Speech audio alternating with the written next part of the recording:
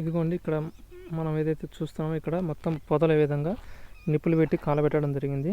కానీ హోంశాఖ వారికి తెలియజెప్తే మాకేం సంబంధం లేదని అని కొట్టిపారవేయడం జరిగింది.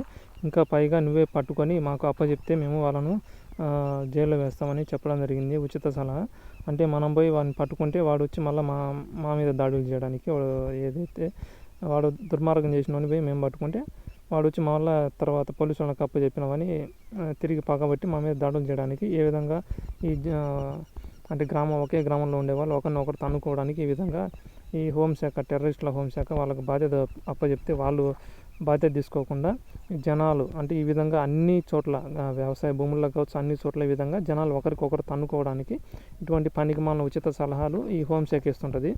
అంటే ఈ చెట్లను అడవులు అన్నింటిని తగలబెడుతున్నారు, మీకు సంబంధం లేదంటే మాకేం సంబంధం లేదు, మీకు అంతకైతే అవసరమైతే నువ్వే పోయి వాడిని అగ్గిపెట్టిన వాడిని నిప్పుకొట్టిన ఎవరైతే పెడతారో వాళ్ళని పోయి పట్టుకొని మాకు అప్పచెప్పు అన్నట్టుగా వాళ్ళు సలహా ఇవ్వడం జరిగింది. అంటే అలా ఇస్తే ఏమవుతుంది, అతను నా మీద పగబడతాడు ఉన్న వాస్తవం. అట్లా గ్రామాలలో అన్ని చోట్ల దేశాల మధ్యలో కావచ్చు ప్రపంచ దేశాల్లో అన్ని చోట్ల ఇదే విధంగా ఈ పనికిమాలిన హోంశాఖ పనికిమాలిన న్యాయ వ్యవస్థలు పనికిమాలిన ఆర్మీ వ్యవస్థలు వీటి వల్లనే అన్ని గొడవలకు అంటే ఈ పనికిమాలిన శాసనాలు ఏవైతే ఉన్నాయో అవే వీటన్నిటికీ కారణమని ఈ సందర్భంగా తెలుసుకోగలరు. ఈ విధంగా మొత్తం చెట్లను తగలబెడితే మాకు సంబంధం లేదని అన్న ఏదైతే హోంశాఖ ఉందో మరి రోడ్లకు మీకు సంబంధం ఏంది, రోడ్లు ఏవైతే రోడ్లు వీలేయలేదు, రోడ్లు వేసింది స్థానికంగా ఉండే ఎవరైతే ఉన్నారో వాళ్ళు కాంట్రాక్ట్ తీసుకొని రోడ్లు వేశారు. ఆ పన్నులు ఎవరు చెల్లిస్తున్నారు, ఆ డబ్బులు ఎవరి అంటే ప్రజలవి. మనం ఈ ప్రస్తుతానికి అట్లా అనుకుందాం. డబ్బులు మళ్ళీ రాళ్ళన్నీ పగలగొట్టింది ఎవరు, ప్రజలే. అంటే ఆ కంకర సిమెంటు మొత్తం ఏదైతే రోడ్లు వేయడానికి సంబంధించిన ముడి సరుకు అంతా ఎవరి కష్టంతో ఏర్పడింది అంటే ప్రజల కష్టం. మళ్ళీ రోడ్లు వేసింది ఎవరు, ప్రజలే. మళ్ళీ పన్నులు కట్టింది ఎవరు, ప్రజలే. మళ్ళీ బోడి పెత్తనం పోలీసు పెత్తనం చూడొచ్చు. పోలీసులు రోడ్ల మీద మాత్రం పడి జనాల మీద ఆంబూతులు లెక్క పడి బందిపోటు దొంగల లెక్క దోచుకుంటారు. ఇది ఇట్లా తగలబెడతానంటే మాకు సంబంధం లేదు. మరి రోడ్లు వాళ్ళు వేయలేదు, మరి రోడ్ల మీద వచ్చి వీళ్ళు దోచుకోవడానికి మాత్రం ఎట్లా అధికారులు వీళ్ళకు వస్తాయో నాకు అర్థం కావట్లేదు.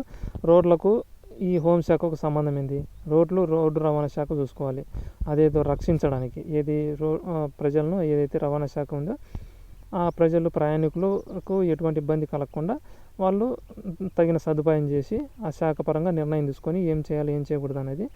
ఇప్పుడు ఏం జరుగుతుంది, సంబంధం లేని బోడి పెత్తనం ఏదైతే హోంశాఖ తీసుకుంటుంది, రోడ్ల మీద వచ్చిపోయే జనాలు నువ్వు తాగినవు లేకపోతే రోడ్డు మీద ఇట్లా పోవద్దు, నీకు సర్టిఫికేట్ ఉంది, అది ఉందా, ఇది ఉందని వీళ్ళు రోడ్ల మీద వచ్చిపోయే వాళ్ళ మీద ఉదయం సాయంత్రం ప్రహారం కాసి దోచుకోవడం జరుగుతుంది. ఇది దుర్మార్గపు విధానం కాదా? మరి ఇది సంబంధం లేనప్పుడు రోడ్డు రవాణా శాఖకు సంబంధం ఏదని ఒకసారి ప్రశ్నిస్తే నా మీద దాడి చేయడం కూడా జరిగింది.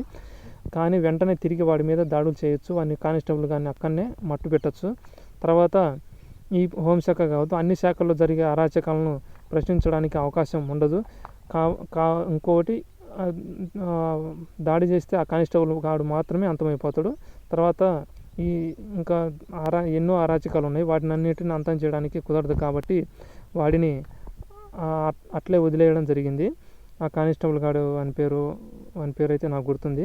వాడి పేరుతో మనం అట్లా పక్కన పెట్టండి. కానిస్టేబుల్ వాడు వ్యక్తిగతంగా వాడు ఎవడైనప్పటికీ కానిస్టేబుల్ అంతే, డ్రెస్ వేసుకున్నాడు ఎవడైనా కానీ వాడు కానిస్టేబుల్ గాడు. సంబంధం లేదంటే వాడు వచ్చి మనం దాడి చేయడం జరిగింది.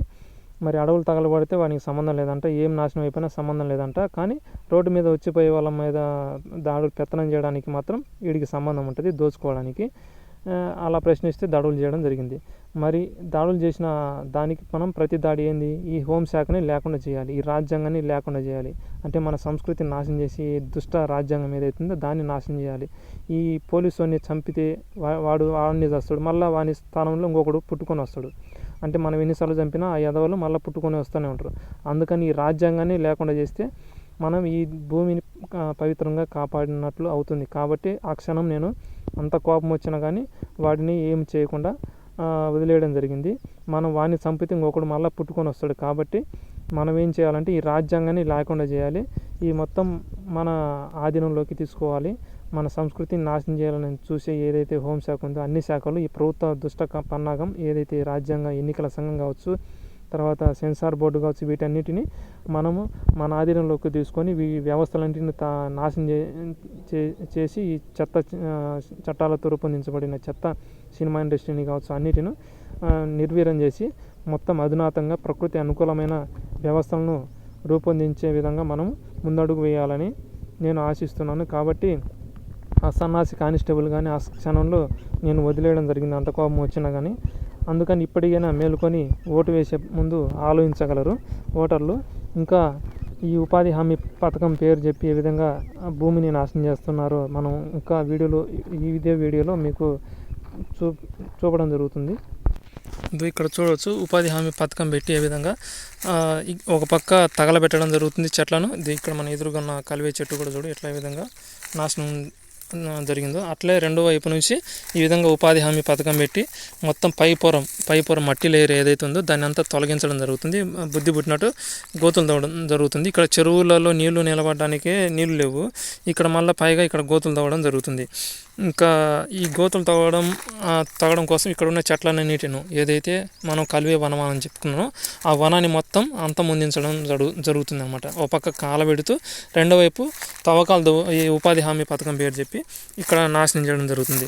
వీళ్ళు ఏంటంటే ఈ ఉపాధి హామీ అంటే మనం ఇక్కడ ప్రధానంగా గమనించవలసింది ఏంటంటే ఇక్కడ గ్రామంలో ఉపాధి ఉంటుంది. ఈ గ్రామాలకు ఉపాధి అంటే నగరాలకు వలస వెళ్లకుండా వీళ్ళు కేంద్ర ప్రభుత్వం ఆలోచించి ఇది ఉపాధి కల్పిస్తుంది అనమాట. గ్రామాల్లో ఏముంటే వ్యవసాయం ఉంటుంది, వ్యవసాయ రంగానికి తోడ్పాటుగా వీళ్ళు ఇది చట్టాలు చేస్తే బాగుంటుంది. ఏది రోడ్లు కావచ్చు, ఇంకోటి ఏదైనా రోడ్లు వేయడం తప్ప రైట్ అనేది తర్వాత మాట్లాడుకున్నాం. ఇప్పుడు ఈ చెట్లు నాటడం కానీ ఇటువంటివన్నీ చేపించాలి. ఏదైతే వనాలు ఉన్నాయో వనాలను రక్షించే విధంగా రక్షించినందుకు కూడా మనం జీతం ఇవ్వచ్చు. ఇప్పుడు ఆర్మీ ఉంది పీకుతుంది ఆడ లక్షల జీతాలు ఇస్తున్నారు. మరి ఆంబోతులు లెక్క మేపీ పోలీసు వాళ్ళు కావచ్చు అన్ని రక్షణ వ్యవస్థలు ఉన్నాయి. వాళ్ళు ఏం చేస్తున్నారు, ఏదైనా వస్తువును ఉత్పత్తి చేస్తున్నారు, ఏం చేయట్లేదు. మరి లక్షల జీతాలు ఇస్తున్నారు.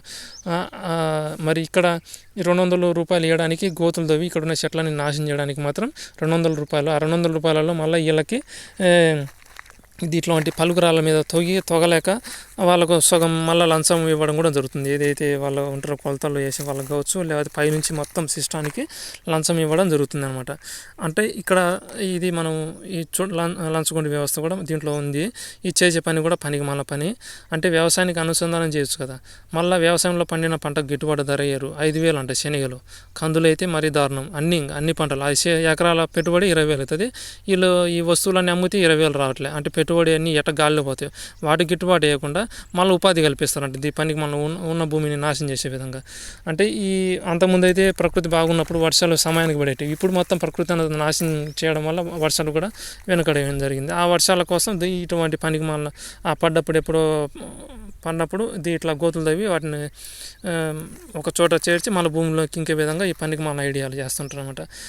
అంటే ఇప్పటికైనా మీరు ఆలోచించి ఈ ప్రభుత్వాలు చేస్తున్న అరాచకాలను పసిగట్టి మీరు ప్రశ్నించకపోతే ఆ కేంద్రంలో బుద్ధి పుట్టినట్టు అడ్డగోలుగా ఇట్లా ప్రజలు కట్టిన పన్నులను ఇట్లా దుర్వినియోగం చేస్తారు. కాబట్టి మీరు ప్రశ్నిస్తే కానీ వాళ్ళు మీకు ఏం కావాలో ఈ ఉపాధి పని ఏ విధంగా ఉంటే బాగుంటుందో మీరు చెప్తే దాన్ని బట్టి కేంద్రాలు నిర్ణయం తీసుకుంటాయి. లేకపోతే ఇట్లా దరిద్రమైన ఆలోచనలతో దరిద్రమైన కార్యాలయం చేస్తారు. కాబట్టి ఎందుకంటే ఆ ప్రభుత్వాలు రాక్షసుల ఆధీనంలో పనిచేస్తుంటాయి. నాయకులు కూడా రాక్షసుల చదివి అక్కడికి వెళ్ళింటారు. కాబట్టి రాక్షస ఆలోచనలు వస్తాయి.